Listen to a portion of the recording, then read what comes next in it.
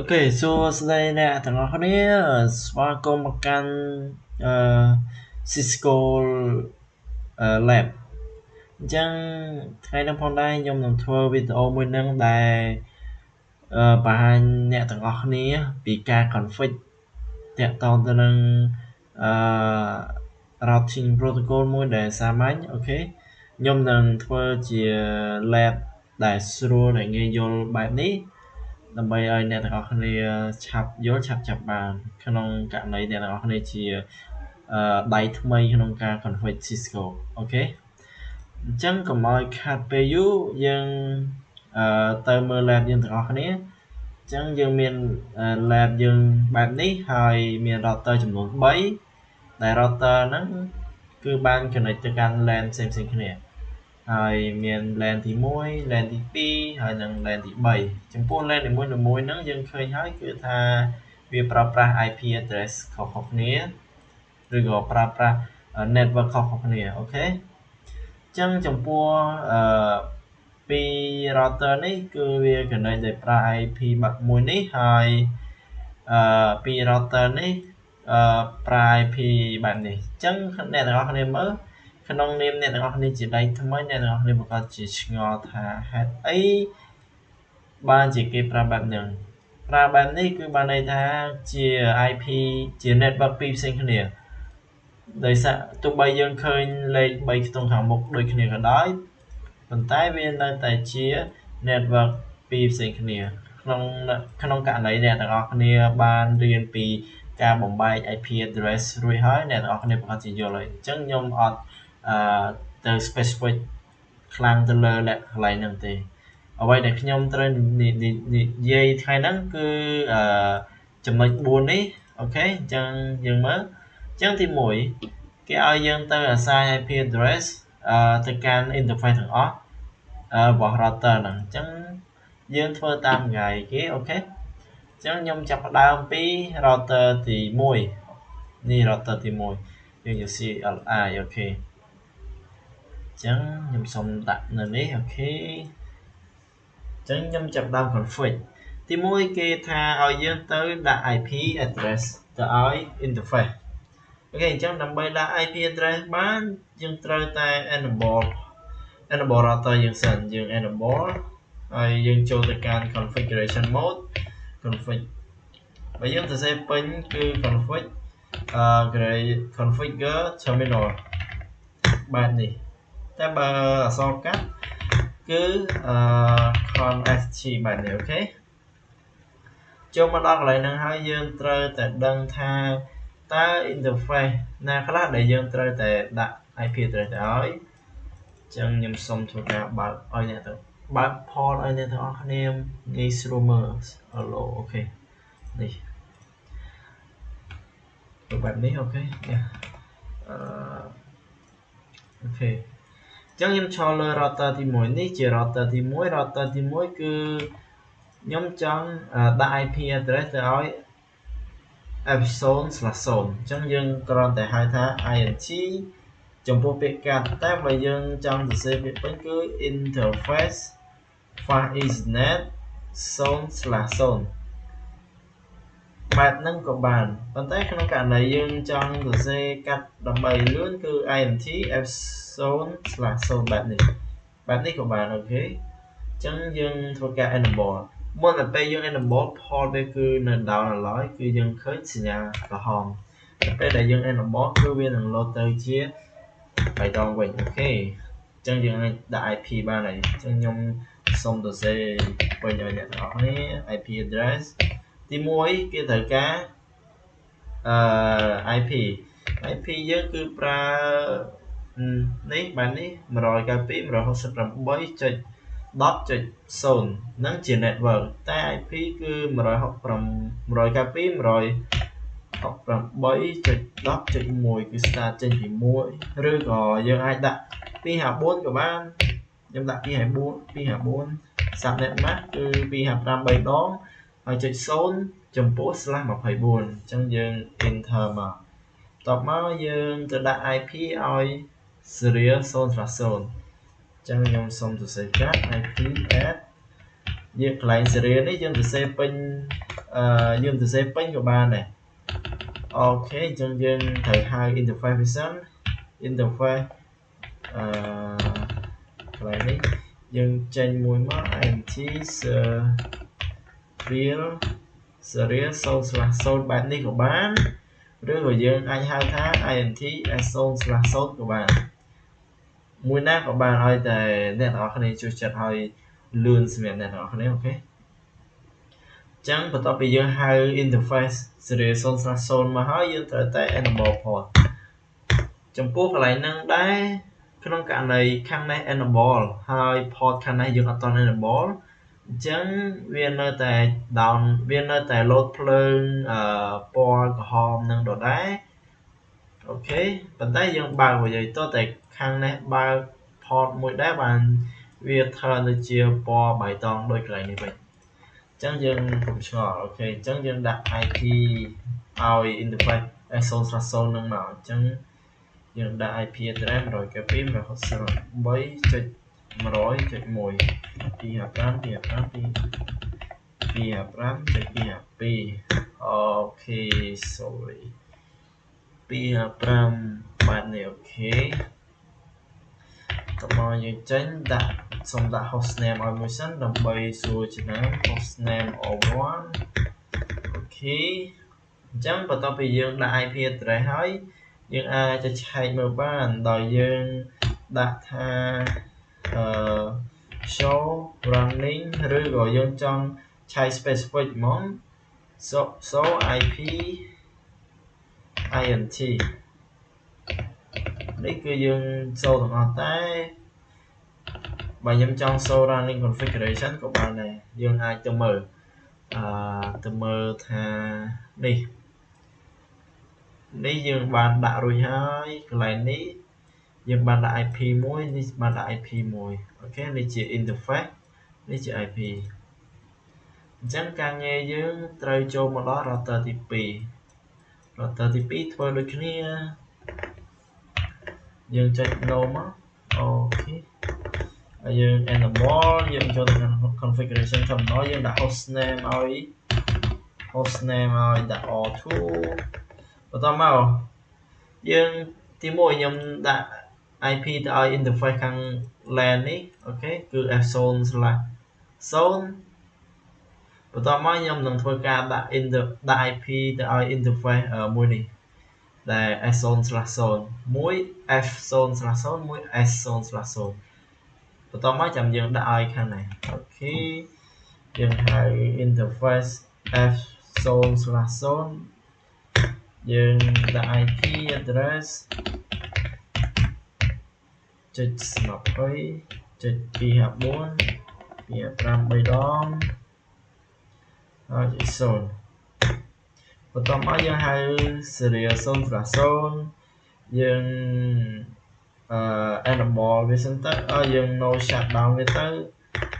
ហើយយើងដាក់ IP address ឲ្យ98.100.2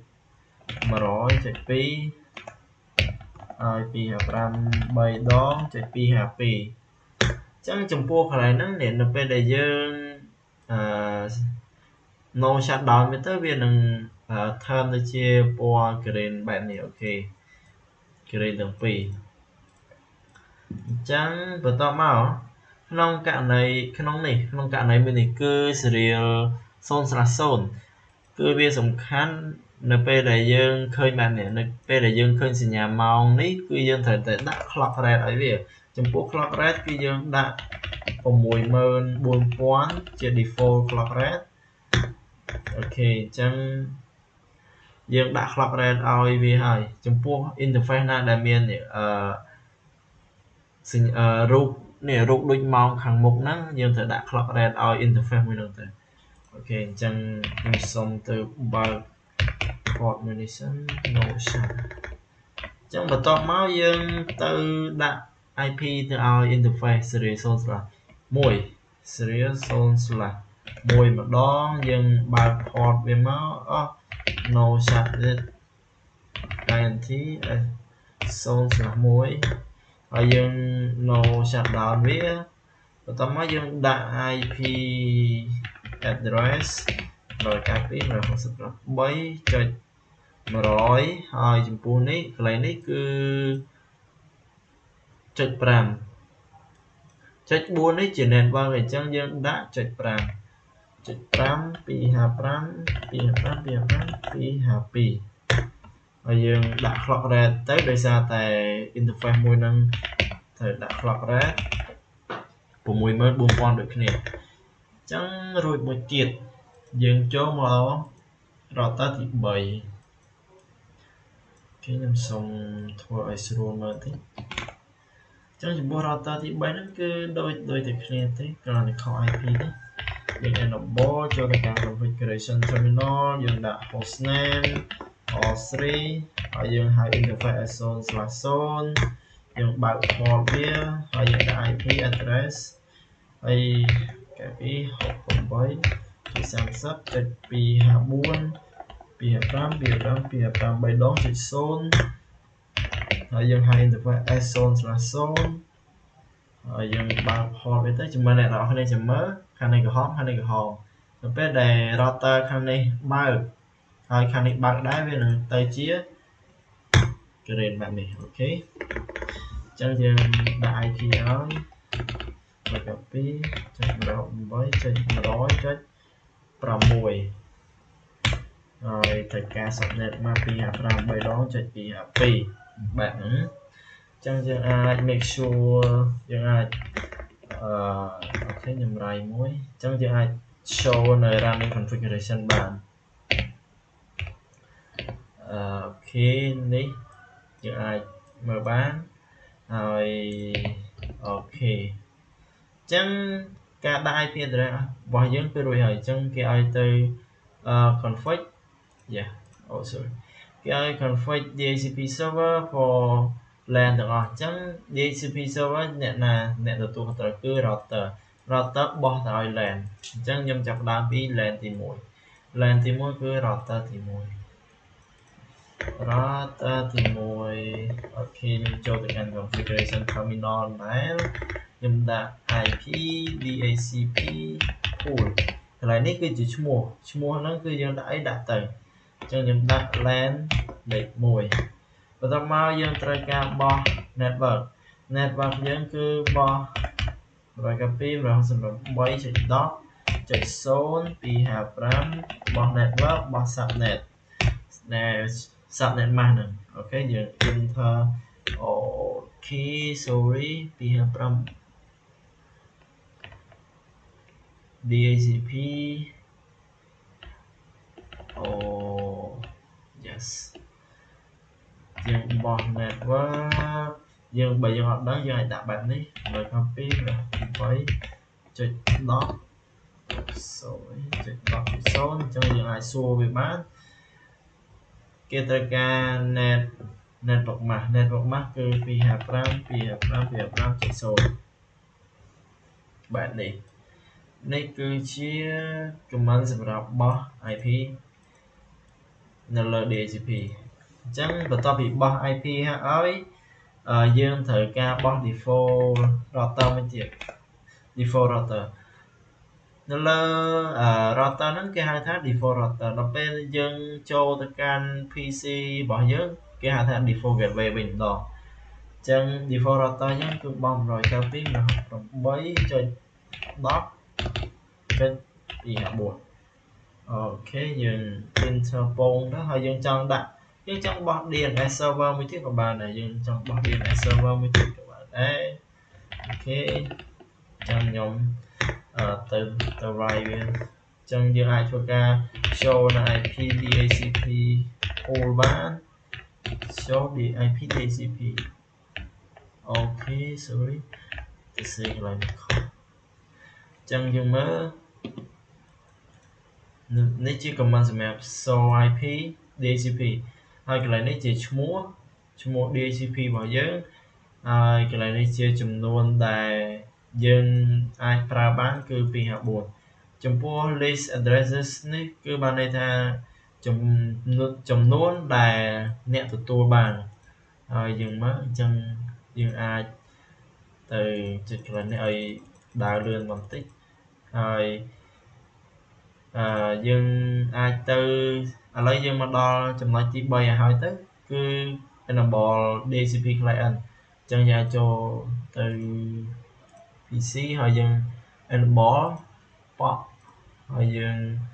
enable POC មួយទៀតមកដើម្បីយើងទៅ make sure ថាកន្លែងនេះវាបោះបាន Slang សក់តិចអូខេអញ្ចឹងយើងសុំខាទៅមុខតិចយើងអាចដាក់ mouse over ពីលើឃើញហើយអូខេឬក៏យើងចង់ច្បាស់ក៏បានដែរនេះឬក៏យើងអត់ចង់នេះយើងធ្វើជាដាក់ IT professional អញ្ចឹងណាយើងដាក់ IP config ហើយអ្នកនរគ្នានឹងឃើញនេះ IP address គឺយើងទទួលបានប៉ុណ្នេះ subnet mask ទទួលបានហើយ default gateway បែបនេះដូចតែខ្ញុំនិយាយមកអញ្ចឹងនៅលើ computer គេហៅថា default gateway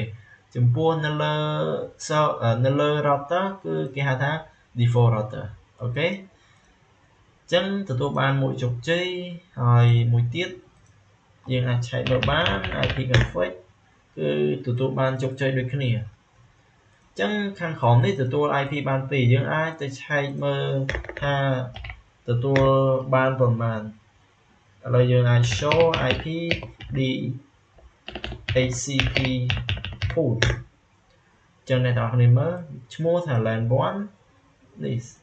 list addresses គឺមានចំនួន2បានន័យថាមាន client ចំនួន2ដែលប្រើ IP address ដែលយើងបោះទៅណាអូខេនេះអ្នកទាំងអស់គ្នាមើលបាននេះជាសង្ខេបអញ្ចឹងយើងអាចបោះ IP DHCP គ្រប់ LAN អូខេ config terminal ខ្ញុំតែងទាញមកបែបនេះហើយយើងដាក់ឈ្មោះថា IP DHCP នេះជា command ទេ IP DHCP pool ហើយនេះជាឈ្មោះយើងដាក់ LAN 2ទៅអញ្ចឹងយើងបោះ network 192.168.0 ហើយយើងត្រូវការ subnet mask បែបនេះបន្ទាប់មកយើងត្រូវបោះ default router មួយទៀត default router គឺជា IP របស់ interface ខាងលើនេះអូខេ interface S0/0 នេះគឺ 20.254 បាទយើងអាចបោះ DNS server 8 4 ដងអញ្ចឹងទៅហើយយើងអូខេយើងអាចចូលទៅកាន់ enable កន្លែងនេះហើយអូខេខ្ញុំសូមទៅធ្វើការ enable នេះហើយ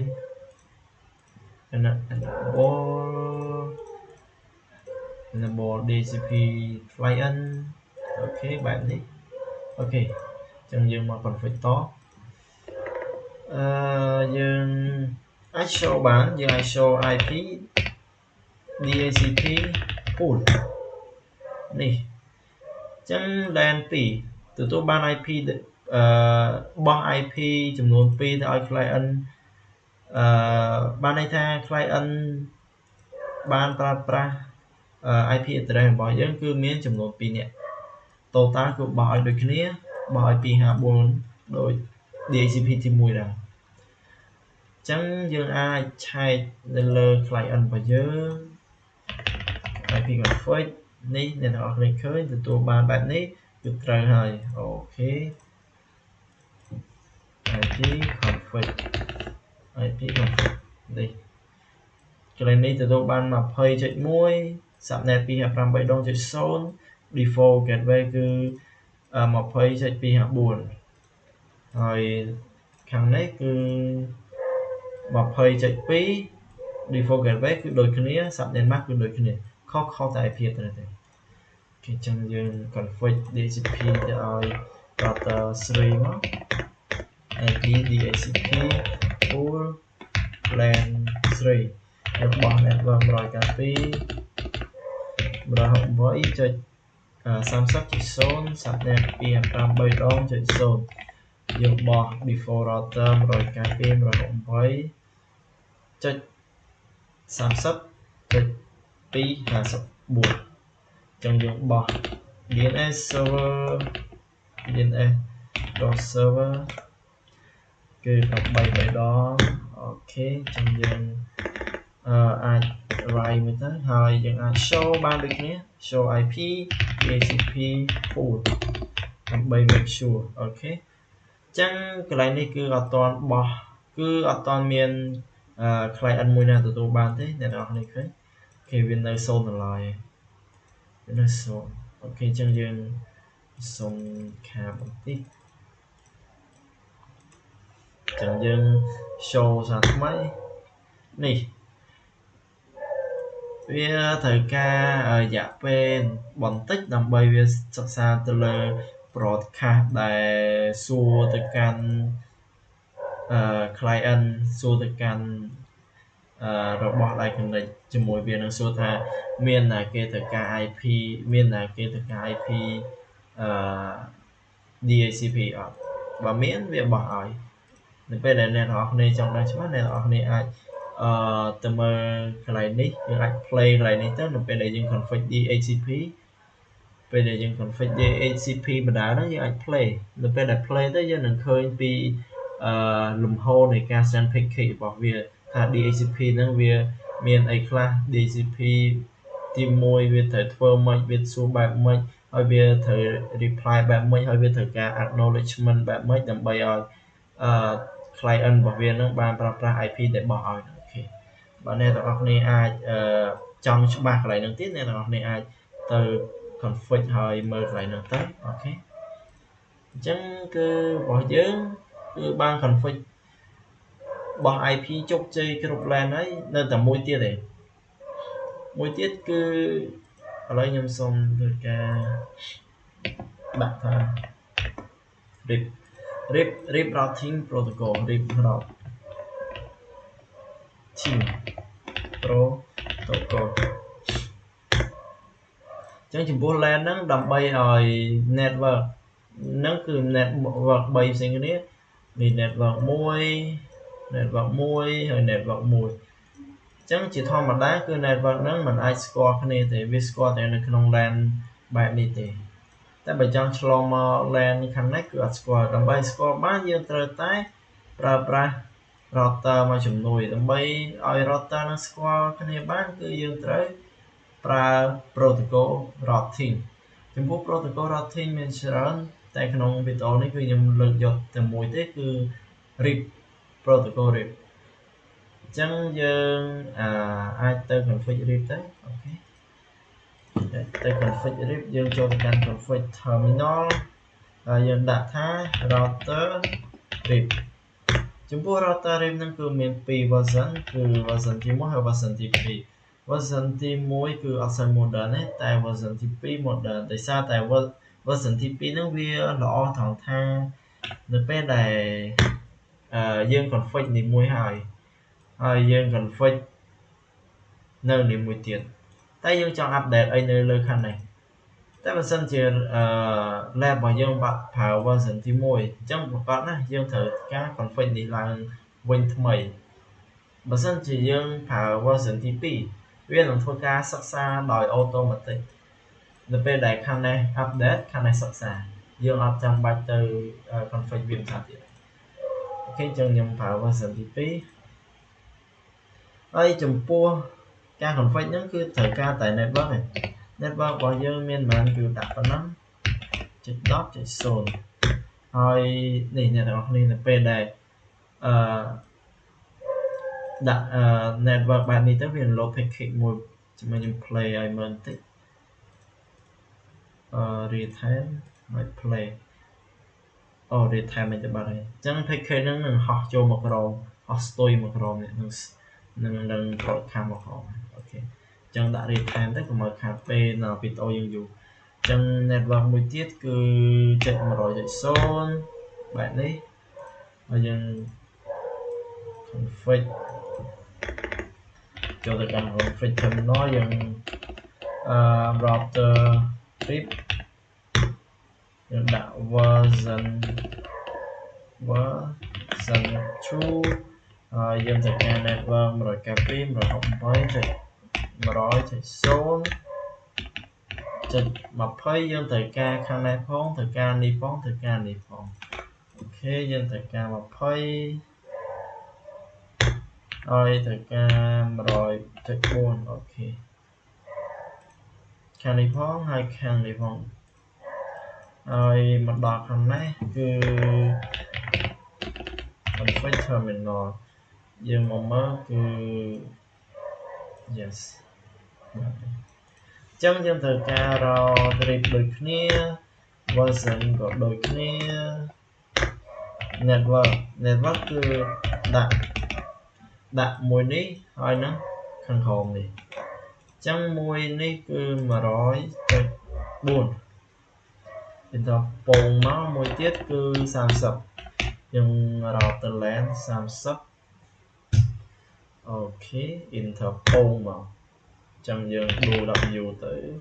đồ đập dù nó bên đây than để rồi sale configuration bây giờ này rồi bây giờ lại đồ đập dù bán rồi khăn này đồ đập dù mình tiếp tới sale tất cả phía cái chẳng dừng ai đi bàn kha xong kha màu thì cái chẳng dừng phim dừng ta thì mỗi dừng ta lén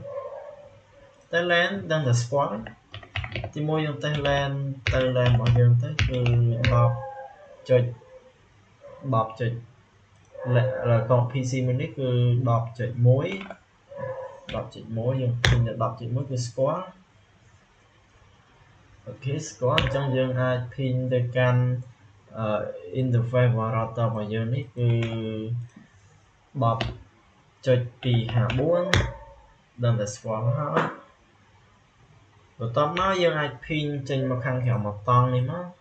តែបើយើងច្បាស់ហើយយើងមិនទៅ pin តគ្នាយើងអាច pin ពីកុំព្យូទ័រមួយនេះមកកុំព្យូទ័រនេះឬក៏ pin ពី LAN នេះមក LAN នេះ pin LAN នេះមក LAN នេះ pin ពី LAN មួយទៅ LAN មួយមកពេលអញ្ចឹងយើងអាច pin ពី LAN មួយទៅ LAN មួយមកដល់យើងស្ថិតនៅ LAN ទី1នេះយើងស្ថិតនៅ LAN ទី1ហើយយើងអាច pin ទៅកាន់ LAN ទី2ដែលមាន IP ប៉ុណ្នេះយើងតេស្តមើលដើរឬក៏អត់អូខេថែមមកអញ្ចឹងវាដើរអូខេវាអាច pin ទៅដើរអូខេអាច pin ទៅ2អញ្ចឹងករណីមក package ទៅគឺវាជា package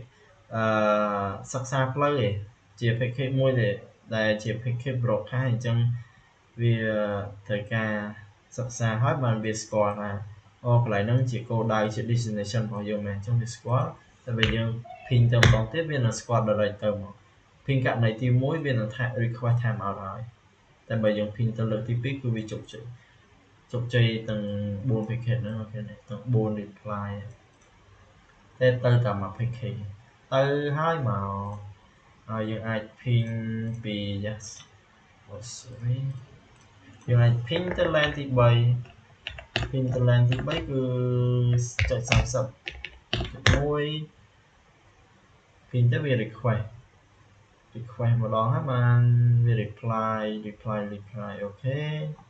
ហើយយើងអាច ping ទៅកាន់បើយើង ping ម្ដងទៀតដូចគ្នាទៅវា reply ទៅម្ដងping ទៅកាន់2នេះក៏ដូចគ្នា request ហ្នឹងក្នុងករណីយើង ping មុនដំបូងគេមកអស់គឺវាត្រូវ request បានហ្នឹងហើយអូខេ that's it អូខេឥឡូវអ្នកទាំងអស់គ្នាអាច play មក simulation បានយើងអាច ping yes យើងអាច ping ពី PC 0ទៅកាន់ ping ពី PC 0ទៅកាន់ PC 5ឥឡូវអ្នកទាំងអស់គ្នាចាំមើល PC 0ទៅ PC 5ខ្ញុំសូមប្រូបែបនេះឲ្យអ្នកទាំងអស់គ្នាស្រួលមើលអញ្ចឹងយើងធ្វើការ ping 192.168.30.2 PC5 គឺមាន IP បែបហ្នឹងអូខេចឹងយើង enter ពងហើយយើងចុច play មកនេះវាហោះទៅពី PC0 package នេះហោះទៅហើយអ្នកទាំងអស់គ្នាមើលបានអូខេ switch វា broadcast អូខេចឹងវាបែបមិនវិញ